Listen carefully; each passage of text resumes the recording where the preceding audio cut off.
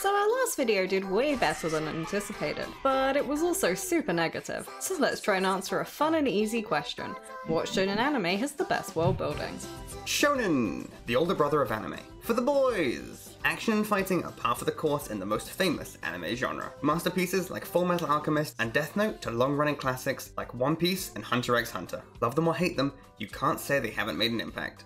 It's a genre so diverse, you could watch a dozen shows that are nothing alike, or fill a whole top 50 list with only shonen shows. But to me, the most important element that makes a good shonen is the world building. You can see the title. Before you watch any further, jump down into those comments and tell us what you think the best shonen anime is. World building is imperative for any good story, but especially to fantasies.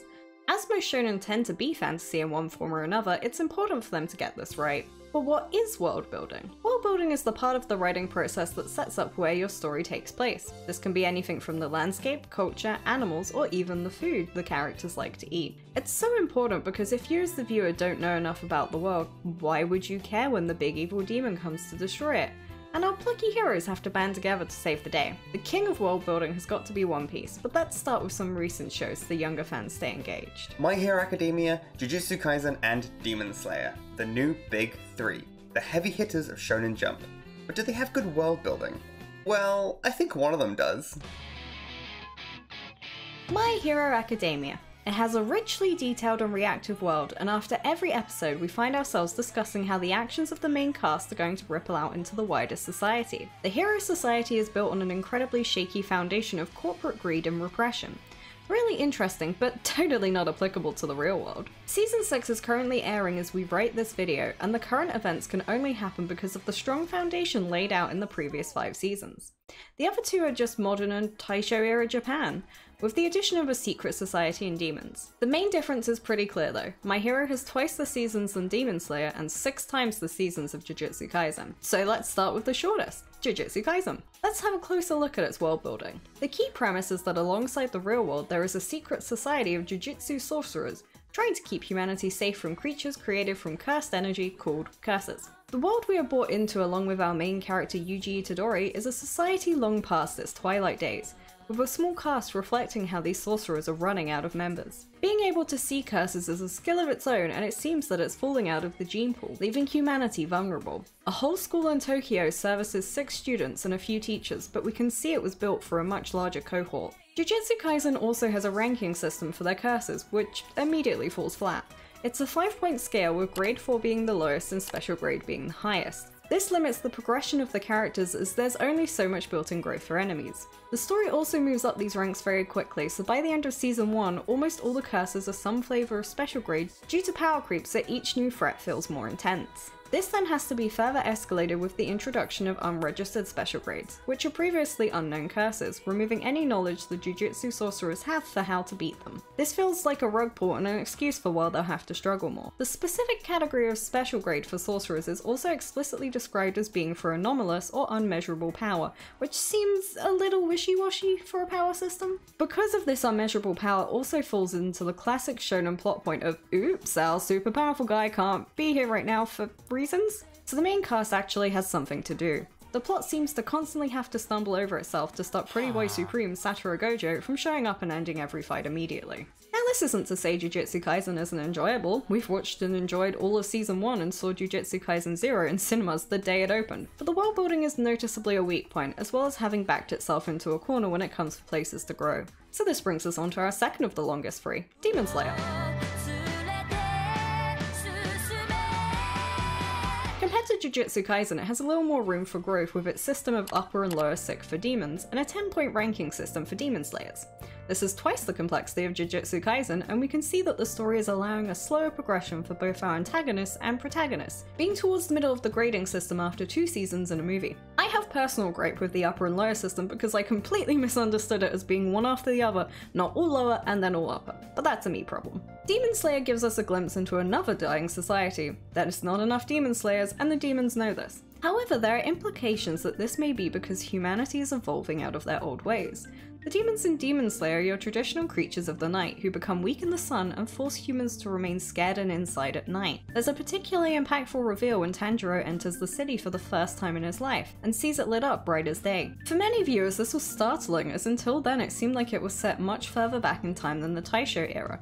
Perhaps even as demons are rising, so is the rest of humanity, and Demon Slayers are stuck in between these suddenly changing worlds after 1,000 years of consistency. Also interestingly, in Demon Slayer our main characters are given time to fuck about on their own quests and explore the world outside of combat when they aren't being called on by the Demon Slayer Corps and are treated more as part of a bank of staff. It also starts touching on the more practical aspects of this world and something I love in world building. How do you make all of this run? Demon Slayers in this world receive a salary in exchange for their work, and moving up the ranks is similar to a promotion, with pay raises, perks, and additional responsibilities instead of just being a flat power scale. This money is hinted to be purely from the Ubi-Yoshiki family, as most Demon Slayers have little established business in the human world and work in secret. This is an interesting distinction from similar settings where humans will pay for these services similar to pest control, and makes them very distinct to humanity as a whole.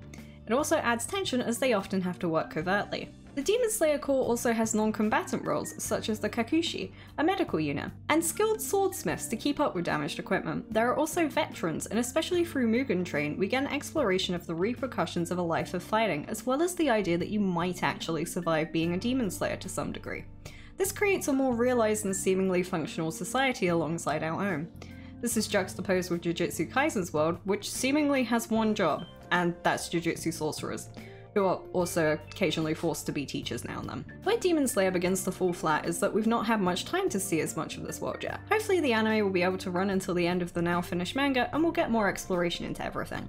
The scale is small but has room for movement and seems to be going at a reasonable pace. To develop an interesting world, you need time. And time is the one thing weekly shonen have in abundance. I'm sure you're familiar with shows like Black Clover and One Piece that are serialized on a weekly schedule, with an episode of anime coming out almost every week. Unlike seasonal anime releases that come out weekly for a season and then have to take a long break of possibly years between seasons. There are many issues with the weekly shonen release schedule, but one thing it does do really well is world building. All that filler people hate so much actually does have a benefit, as it turns out. All the little interactions and non-canon side stories to pad out runtime allow the world to truly flourish. As I mentioned earlier, One Piece is the king of this. There's a whole video called The Breathtaking World of One Piece with over 700,000 views. People clearly like this world and the locations hidden within. If you're really interested, there are people way smarter than me who've made great videos on just world building in One Piece. I'll put some in the description. Another benefit of the weekly schedule is that it keeps the show, and by extension the world, fresh in the audience's mind. After Naruto ended, the hidden leaf village of Konoha slowly faded from my general thoughts, right up until Boruto exploded onto the scene with its updated future tech version of the ninja village. The way the world progressed was the absolute best part of Boruto for me, and seeing the kinds of advances they'd made since the end of Naruto was fascinating and expanded on the setting I'd fallen in love with years before. The world building alone kept my interest far longer than the actual show did. If you're going to remember anything from this video, remember that an interesting world will always stick around longer than a decent story in a forgettable one. To answer the question posed in the title, it's One Piece, obviously. As I previously mentioned, length is one of the most important factors in building a compelling world. It allows you to spend time devoted to establishing the setting and not just moving the story forward. Although it isn't the only ingredient to a good world. There are so many shonen that are just about world building. Kino's Journey, for example, is a story about a young girl called, spoilers, Kino and her talking motorcycle driving from country to country, experiencing the wacky, often dangerous and heart-wrenching stories of each location. I'm not sure if it totally counts as shonen. I guess it depends on your definition. We could spend a whole series of videos talking about just that. Hint and hint again. But it is an absolutely exemplary case study of world building, with each short episode establishing, exploring, and discussing entire societies and their ramifications. Fullmetal Alchemist is another shonen that springs to mind when thinking about world building, and is regularly on most people's top 1 anime. This is well earned. The 1940s German-esque country of Mestrius and neighbouring country Ishval have such deep entrenched culture that is suitably distinct. You know a world is pulling you in when all you want is a game about being a state alchemist so you can run around the locations of the anime. An anime that did get a cool game is Made in Abyss. Made in Abyss is not a show I would recommend to everyone, and it's actually not really even a shonen, so it's not relevant here, but I'm going to talk about it a little anyway. The titular abyss is as wondrous as it is horrific, with dangers hidden around every corner. And then the mangaka, Akihito Tsukushi, has the balls to send poor innocent children down there to be traumatized for life. There is so much more I could say, but I should probably watch season 2 first. I personally prefer when a shonen attempts to create its own world. This is just my personal opinion, but the opportunities for storytelling in a unique world far outweigh the negatives of actually having to build that world. When the story is set in the real world, there's less cognitive load on the viewer, which means for better or worse, they'll focus on your story alone. But being trapped in the real world has its own limitations on where you can take the story. JoJo's Bizarre Adventure, for example, crazy, off-the-wall characters in a real-life setting work so well, but do you remember anything about the world they live in? Because I don't. I remember the fights and that's pretty much it. But what it does do, it excels at. World building just isn't one of them. It's a running joke that Hammond as a concept was dropped, as well as that stands just make no sense. It's fun, but it lacks impact in the world building. And part of that is that any threat has to make sense for the scale of the story, which rarely reaches beyond a small town or location at any time. Even in Stardust Crusaders, the world-spanning adventure, it's only really a series of individual, isolated locations culminating in a big epic fight in a small house. There are too many boy gets dragged into a secret society to fight demons in some version of real-world Japan. Give me that story, but set it on the moon and I'm in. That's not to say any of these shows aren't fantastic in their own right. It's just that they're missing a certain shonen spark for me. That could just be because I grew up on the imaginative worlds of Eiichiro Oda, Rumiko Takahashi, and Hayao Miyazaki. So now we've looked into all of that, let's move on to our number one for world building in the current big three, My Hero Academia. As mentioned, it does have a head start on the other three, but I think from day one it's shown clarity and purpose in its world building that has only improved and developed as the series has gone on. The quirk system is horizontal instead of vertical, with the ranking existing as a society-based decision that feels more akin to a top 20 music chart than innate power levels like JiuJitsu Kaizen and Demon Slayer. While the top 10 heroes are the strongest, this is rarely innate and shown to be due to understanding and development of one's quirk and how to utilize it. Many characters also deliberately exploit and play on the public's view of them to gain a higher ranking or improve social standing. Unlike the other two, the society has become fully intermingled with quirks accounting for 75% of the population after a century or so from their first appearance. This is also the inverse of the other two, as this is a society on the cusp of coming into its own and establishing a status quo instead of seeing it fall. Unlike JiuJitsu Kaizen's school-based world, My Hero has a full class of 30 students, plus another 30 in a B class, and the support students, and the second and third years above them. Along them are some 100 or so professional heroes of varying relevance. There are also other schools as well as hero agencies, which really flesh this out as a bustling emerging society. This can err into it being a negative as we only have so much time to spend with any one character, but it definitely shows this is an extensive and lived-in world with a population similar to reality. A wide cast allows for an exploration into other stories through side content such as the OVAs, movies, and spin-offs like Vigilantes. This indicates someone telling a story that is overflowing with possibility and interesting ideas. In terms of scale, My Hero is the largest, taking place over large areas of Japan, as well as touching on other countries, which leaves room for exploration into how quirks were accepted and integrated into other societies. My personal favourite piece of world building was that when I started watching the show, I repeatedly joked that a world like this would absolutely have some interesting implications when it came to eugenics and designer babies. So when we reached Todoroki's backstory and Endeavor's actions, I was delighted to see that things I had seen as a possibility in this world had been considered by the author as well. For us, watching My Hero is always an exciting part of the week to see where this world will go next. Not to touch too much on the current season for spoiler's sake, but to see the world being shook up feels deserved due to the previous ideas established in seasons prior, as well as there being time to establish an equilibrium to be broken in the first place. Now that the newer fans have had their fill, let's talk about some older shows. Soul Eater, for example, has an incredibly striking fantasy setting. That moon will haunt my dreams forever. For those who haven't seen it, oh god, please do! Soul Eater is set at the Death Weapon Meister Academy, located in Nevada, USA, for some reason. The school has the students pair up, one weapon and one Meister. Worldbuilding doesn't just have to be the physical location of the story, it can be the fundamental rules of that world too. In Soul Eater, the weapons students can transform into weapons, while the Meisters get to wield them. It's a really cool dynamic, and brings up a lot of psychological questions that tie really well with the gothic horrorscape that is the rest of the town. I know I just said that the location isn't the only element of worldbuilding, but look at this place! So it's no surprise that Okubo Atsushi's other work, Fire Force, has equally robust world building.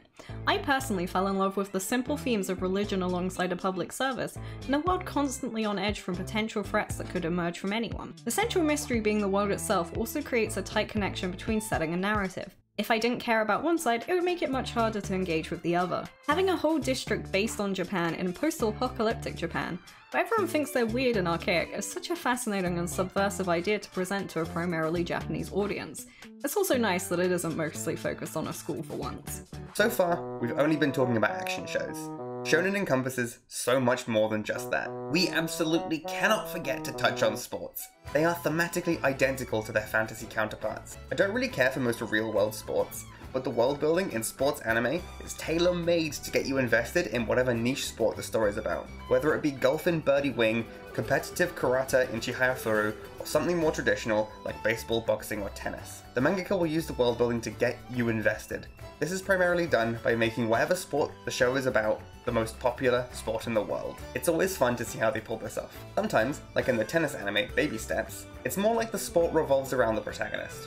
The level of depth and passion these stories deliver their love of whatever sport never fails to pull you in. I always enjoy when they bring more fantastical elements in. You can't tell me a blitzball anime wouldn't be amazing. If you think this contradicts what we said earlier, wrong. This comes back to the idea of cognitive load. You can only expect so much of your audience, and if they're busy learning about the entire strategy behind a sport, fictional or real, then adding an expansive world on top of that could be hard to balance. For example, in Hypnomike, and I am calling rap battles a sport and no one can stop me, has relatively simple rules for its sport, rap battling, and can focus on larger themes such as fascism, revolution, and how all twinks are secretly evil. For anime that want to focus more on the sport itself like Ace of Diamond, anything outside of the sport has to be discussed apart from any depictions of the sport itself to give a good breathing room for these ideas to be conveyed effectively. Card game anime are often incredibly convoluted because they tend to fail at this balance. I loved Yu-Gi-Oh! As a child, and when I rewatched it as an adult twice, but it's a lot all at once, and it only gets worse from GX onwards. I disagree with this statement completely. GX is amazing. Now let's talk about isekai. Such a mess of good ideas lost in a— Absolutely not. We're already pushing it with sports anime. Let's wrap this up. It's 4 AM and I don't want to write any more script. To conclude this video, I want to ask you, dear viewer, what shonen do you consider to have the best world building? The world that you want to find yourself lost in. The world that you hope to God gets another season or sequel. The world that is a character all on its own. And let us know in the comments. If you disagree with anything we've said, we're always up for talking about anime.